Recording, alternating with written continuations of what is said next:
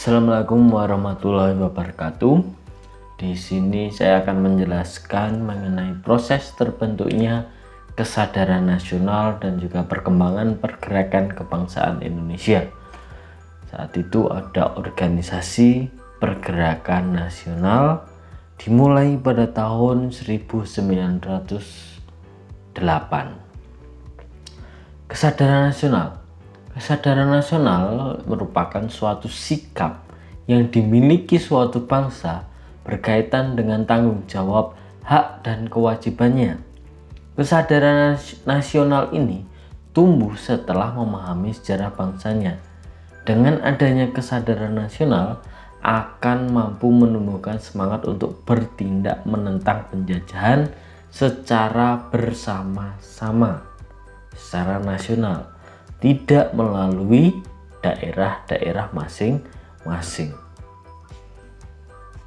Salah satu wujud adanya kesadaran itu adalah pertumbuhan organisasi pergerakan nasional.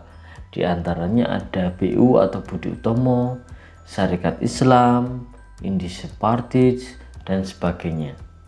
Di samping itu juga muncul strategi perjuangan seperti cara kooperasi atau kooperatif, yaitu dengan bekerja sama, non kooperasi atau massa radikal, dan yang ketiga adalah massa moderat.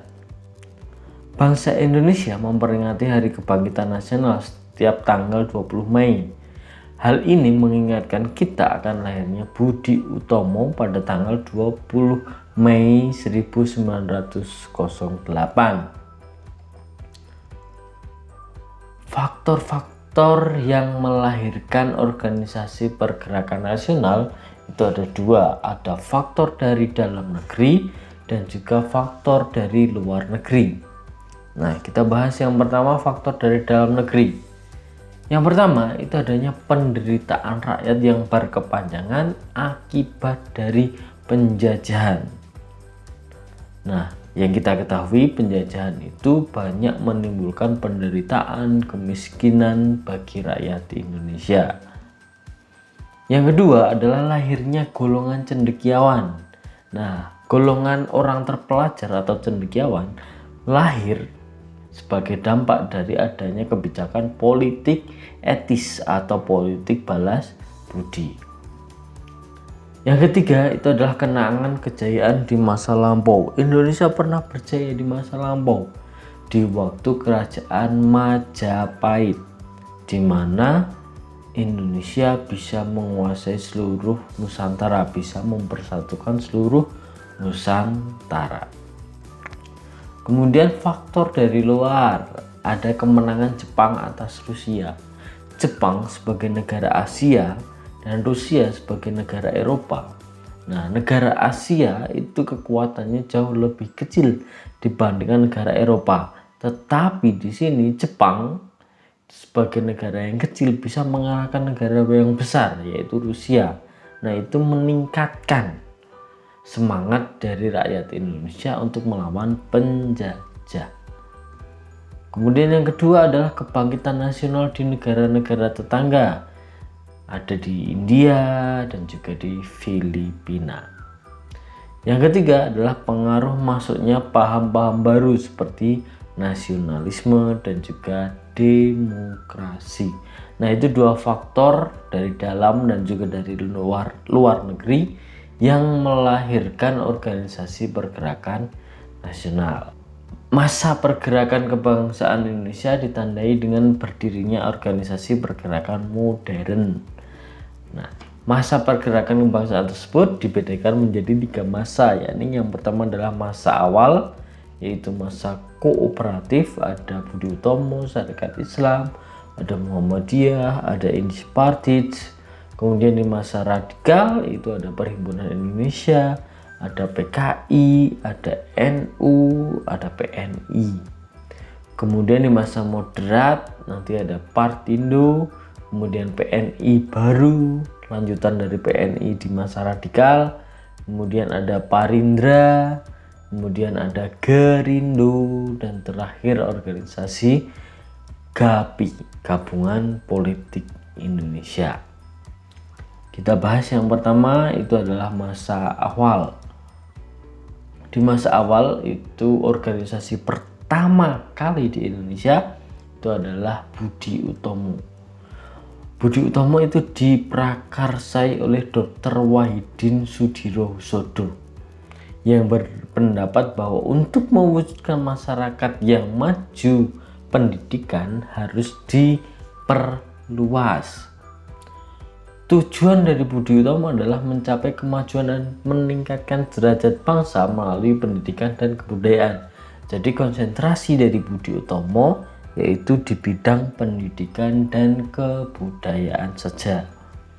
Nah, Budi Utomo itu nanti didirikan tanggal 20 Mei 1908. Pada tanggal 5 Oktober 1908, Budi Utomo mengadakan kongres di Yogyakarta. Kongres tersebut menghasilkan keputusan. Keputusan yang pertama yaitu Budi Utomo tidak ikut mengadakan kegiatan politik. Yang kedua, bergerak di bidang pendidikan sebagai pusat pergerakan.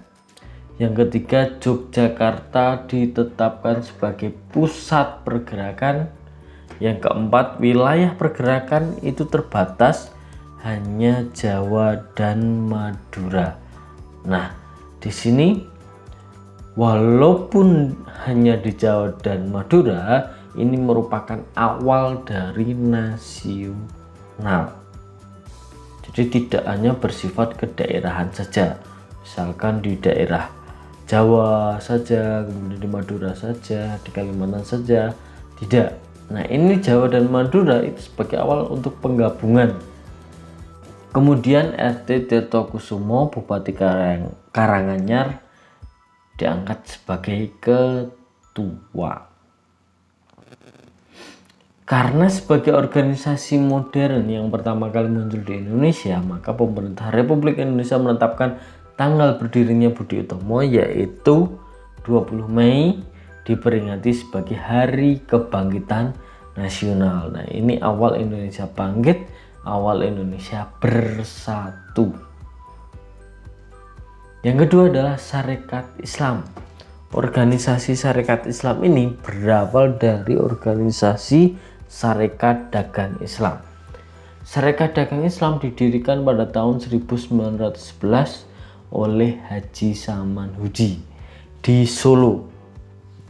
Tujuannya itu untuk bersaing dengan pedagang Tionghoa dalam memonopoli perdagangan batik di Solo. SDI juga memiliki tujuan seperti yang terumus dalam anggaran dasarnya sebagai berikut: mengembangkan jiwa berdagang, membantu anggotanya yang mengalami kesukaran, memajukan pengajaran dan mempercepat naiknya derajat bangsa Bumi Putra, menggalang persatuan umat Islam khususnya dalam kemajuan kehidupan agama Islam. Kemudian pada tahun 1912 SDI dirubah menjadi Sarekat Islam. Dengan perubahan itu, Sarekat Islam menjadi organisasi yang terbuka sehingga memungkinkan untuk menjangkau keanggotaan yang lebih banyak karena Islam menjadi identitas pribumi. Nah, perubahan dari SDI ke dalam SI itu dilatar belakangi karena banyaknya rakyat Indonesia yang ingin masuk ke dalam Sarekat Dagang Islam tetapi tidak berdagang, tidak mempunyai pekerjaan sebagai pedagang. Nah, karena tuntutan dari rakyat, maka Sarekat Dagang Islam dirubah menjadi Sarekat Islam agar tidak hanya pedagang saja yang bisa masuk ke dalam Sarekat Dagang Islam. Nah, akhirnya semuanya masuk ke dalam Sarekat Islam. Sarekat Islam adalah organisasi yang bercorak sosial, ekonomi, pendidikan, dan keagamaan. Namun dalam perkembangannya, SI juga bergerak di bidang politik.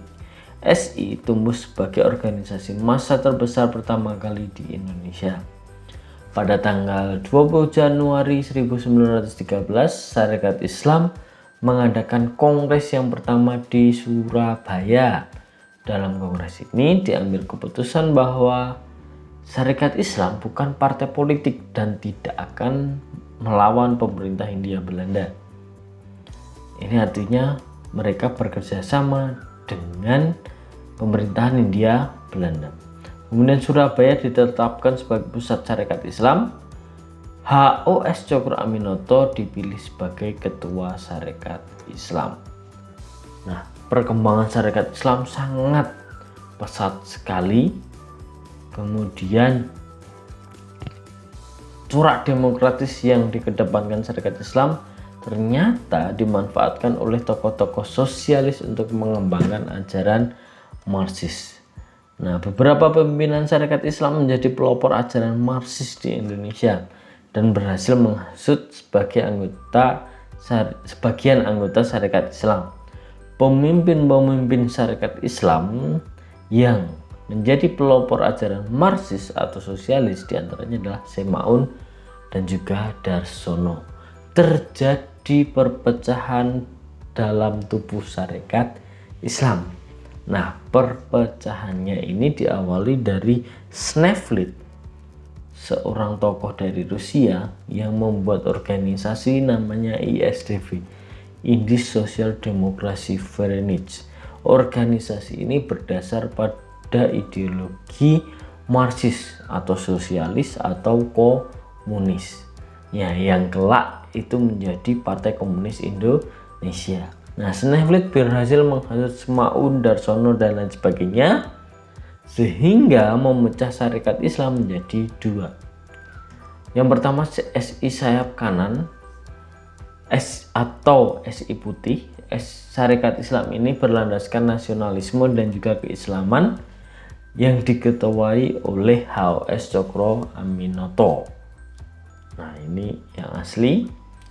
Pusatnya berada di Yogyakarta. Kemudian yang nomor 2 itu ada Syarikat Islam Sayap Merah. SI Merah berhaluan sosialis kiri atau komunis yang nantinya menjadi PKI. Tokohnya ada Semaun, ada Darsono. Pusatnya berada di Semarang. Organisasi ketiga itu ada Indische Partij. Indische Partij itu didirikan di Bandung 25 Desember 1912. Pendirinya adalah 3 serangkai, yaitu Dowes Dekker, Dr. Cipto Mangunkusumo, dan Suwardi Surya Ningrat. Nah, itulah 3 serangkai. Indische Partij adalah organisasi pergerakan nasional Indonesia pertama kali yang bergerak di bidang politik.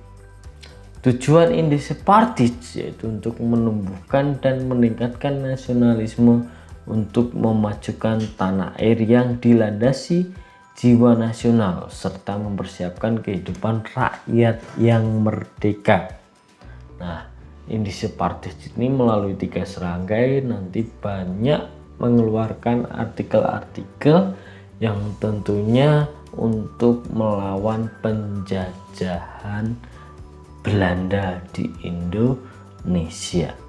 Nah, utamanya nanti ada tulisan dari Suwardi Surya Ningrat. Nah, itu mengenai Budi Utomo, Syarikat Islam dan juga Indische Partij. Nah, untuk selanjutnya ada Perhimpunan Indonesia, Partai Nasional Indonesia dan juga PKI. Itu akan saya jelaskan di video selanjutnya. Terima kasih, jangan lupa subscribe.